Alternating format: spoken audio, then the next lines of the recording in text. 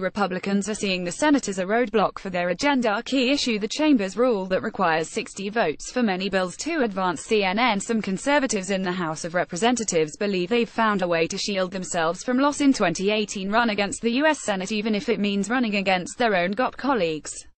Despite controlling the House, Senate and White House, Republicans on Capitol Hill have earned a reputation of doing very little this year after the Senate failed to repeal Obamacare, a signature campaign promise for many Republicans.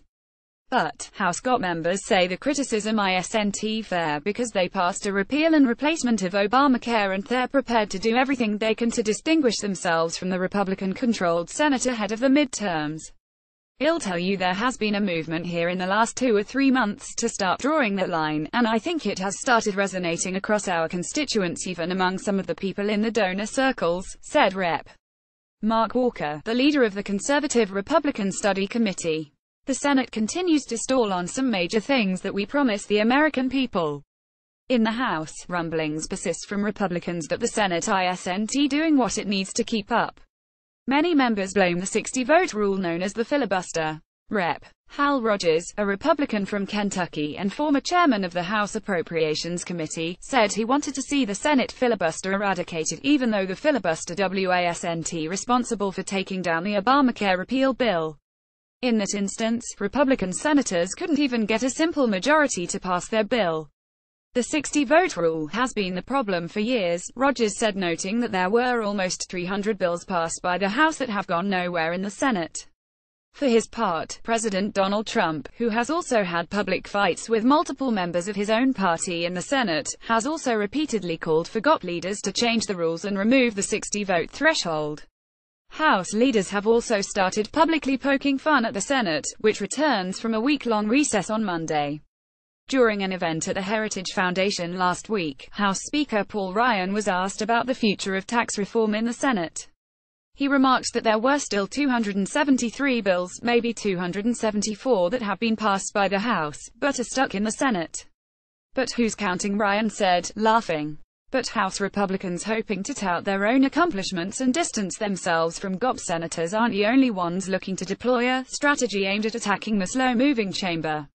The anti-Senate strategy is also one being used by outside groups and insurgent candidates who hope they can harness the frustration over the upper chamber to unseat incumbent GOP senators. Last week, a handful of leaders of outside conservative groups gathered at the Freedom Works headquarters in Washington to hand reporters a letter they'd sent Majority Leader Mitch McConnell and other GOP Senate leaders, urging them to step down or else face a major barrage of attack against them and their allies in 2018. You and the rest of your leadership team were given the majority because you pledged to stop the steady flow of illegal immigration, the letter said. You have done nothing. You pledged to reduce the size of this oppressive federal government.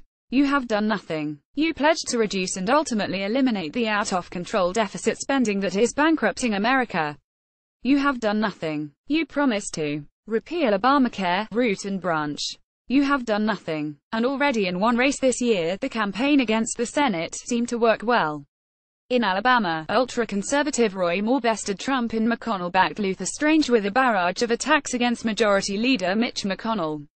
Steve Bannon, who campaigned for Moore, has said he will try to replicate Moore's success in races across the country to unseat Senate incumbents in Arizona, Nevada and even Mississippi.